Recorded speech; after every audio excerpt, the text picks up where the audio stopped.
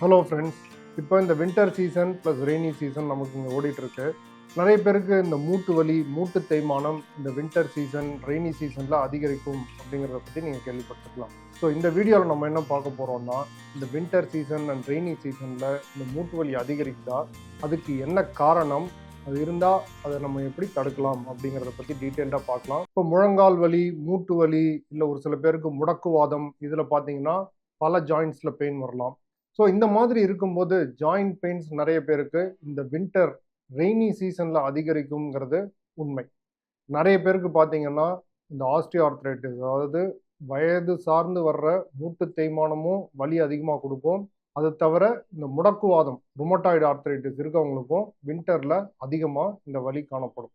இதுக்கு பல யூகங்கள் தியரிஸ் இருக்குது. அதில் முக்கியமாக நம்ம கன்சிடர் பண்ண வேண்டியது என்னென்னா, சேஞ்சஸ் இன் இந்த அட்மாஸ்பரிக் ப்ரெஷர் அப்படின்னு சொல்லுவோம். இப்போ வின்டர் வருது ஆர் ரெயின் வருது அப்படிங்கிறப்ப நம்ம சுற்றுச்சூழலில் இருக்கிற இந்த அட்மாஸ்பரிக் ப்ரெஷர் சேஞ்ச் ஆகிடுது.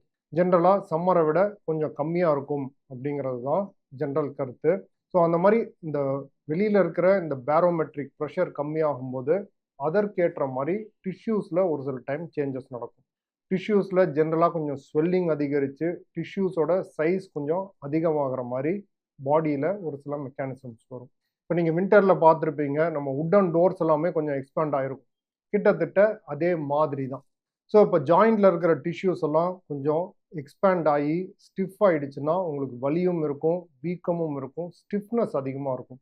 எஸ்பெஷலி காலையில் தூங்கி எழுந்திருக்கும் போது பார்த்தீங்கன்னா, அப்போ தான் ஜென்ரலி டெம்பரேச்சர் கொஞ்சம் நல்லா கம்மியாக இருக்கும். பாடி டெம்பரேச்சர் அப்போ தான் லோவஸ்ட்டாக இருக்கும். அந்த டைமில் ஸ்பெஷலி நிறைய பேருக்கு ஸ்டிஃப்னஸ் வரும். காலையில் எழுந்திரிச்சு ஒரு 5-10 நிமிஷம் நடந்தால் தான் பாடியே ஓரளவுக்கு சுறுசுறுப்பாகும். அது வரைக்கும் ஒரு விரைப்பாக இருக்கும். இதை தவிர வின்டர் அண்ட் ரெய்னி சீசன்ஸில் மற்ற சில நம்ம ஆக்டிவிட்டி ரிலேட்டட் சேஞ்சஸும் நடக்குது. இப்போ டெய்லி வாக்கிங் போகிறவங்க, மார்னிங் வாக் நிறைய பேர் எஸ்பெஷலி வயசானவங்க போவாங்க, ஜாகிங் போவீங்க. இந்த மாதிரி ஆக்டிவிட்டீஸ்லாம் நிறைய டைம் இப்போ மழை பெஞ்சிட்டு இருக்கு, ரோட்டில் தண்ணியாக இருக்குது அப்படின்னா கட் ஆகிடுது. ஸோ ஆக்டிவிட்டீஸ் கம்மியாகிடுது. In general sporting activities or நீங்கள் பண்ணுற ஆக்டிவிட்டீஸுமே ஓரளவுக்கு நிறையா குறைஞ்சிரும், அவுட்டோர் ஆக்டிவிட்டீஸ் ஸ்பெஷலி. ஸோ அந்த மாதிரி ஆகும்போது நம்ம மசில்ஸ் கண்டினியூஸாக இயங்குறதில்ல. ஸோ அதுலேயும் ஒரு சோர்வு, ஸ்டிஃப்னஸ் வர்றதுக்கான வாய்ப்புகள் உண்டு. Thirdly, sunlight. நம்ம இப்போ யூஸ்வலாக வெளியில் போகிறோம், சன்லைட் எக்ஸ்போஷர் இருக்குது அப்படிங்கிறப்ப நம்ம இதில் ஹார்மோன் சுரக்குது. அதில் முக்கியமான ஒன்று மெலட்டோனின் அப்படிங்கிற ஒரு ஹார்மோனோட வேரியேஷன் நடக்கும். ரெண்டாவது பார்த்தீங்கன்னா, நம்ம உடம்புக்கு முக்கியமாக எலும்புகளுக்கு தேவையான விட்டமின் டி சன்லைட் எக்ஸ்போஷர் இருந்தால் தான் கிடைக்கும். இப்போ வின்டரில், ரெய்னி சீசனில் வெளியில் போகல, சன்லைட் எக்ஸ்போஷர் அவ்வளோவா இல்லைன்னா அந்த டைம் நம்ம பாடி இந்த விட்டமின் டி சேகரிக்கிறதையும் குறைச்சிடும். ஏன்னா நம்ம தோல், அதாவது ஸ்கின்ல சூரிய ஒளி படும்போது நம்ம உடம்பே விட்டமின் டி தயாரிக்குது, அது நின்று போயிடுது. ஸோ வின்டரில் பார்த்தீங்கன்னா இந்த மாதிரி மல்டிபிள் எஃபெக்ட்ஸ், அதாவது டிஷ்யூஸோட தன்மை மாறுறது, ரெண்டாவது நம்ம ஆக்டிவிட்டீஸ் மாறி நம்ம மசில்ஸை இயக்காமல் இருக்கிறது, மூணாவது சன்லைட் இல்லாமல் ஹார்மோனல் சேஞ்சஸ் நடக்கிறது, முக்கியமாக விட்டமின் டி குறையிறது. இதெல்லாம் ஜென்ரலாக வின்டர் அண்ட் ரெய்னி சீசனில் அதிகமாக இருக்குது. ஸோ இதனால ஜாயின்ஸில் சேஞ்சஸ் ஏற்படுது, மூட்டு வலி, முடக்குவாதம் இதெல்லாம் அதிகமாக காணும். ஸோ இதை நம்ம எப்படி கண்ட்ரோல் பண்ணலாம் அப்படிங்கிறத பற்றி நம்ம பார்த்துக்கணும்.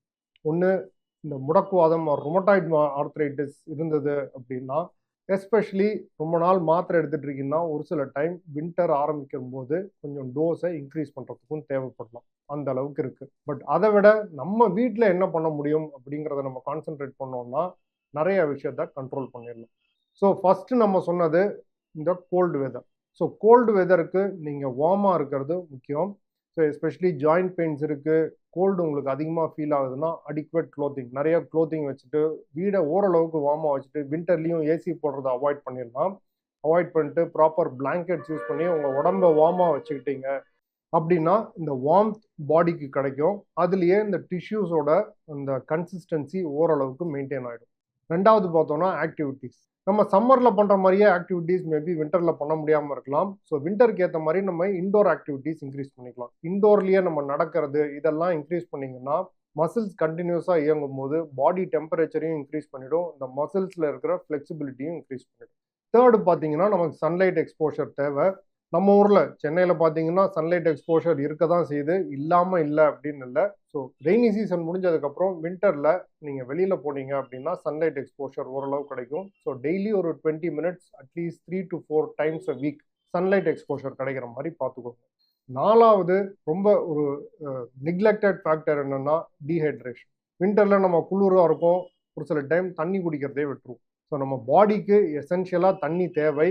நம்ம ஒரு சில டைம் வின்டர்லையும் அதை கான்சென்ட்ரேட் பண்ணி மினிமம் அமௌண்ட் ஆஃப் வாட்டர் ஜென்ரலாக 2 to 3 லிட்டர்ஸ் பர் டே ஒரு நாளைக்கு எடுத்துக்கிறது அவசியம். ஸோ இதெல்லாம் ஃபாலோ பண்ணீங்க அப்படின்னா வின்டரில் இந்த மூட்டு தேய்மானம் அண்ட் முடக்குவாதத்துலேருந்து வர்ற வலி இன்க்ரீஸை நீங்கள் நல்லா கண்ட்ரோல் பண்ணிடலாம். ஓரளவுக்கு உங்கள் போன் ஸ்ட்ரென்த் அண்ட் மசில் பவரையும் நல்லா மெயின்டைன் பண்ணிக்கலாம்.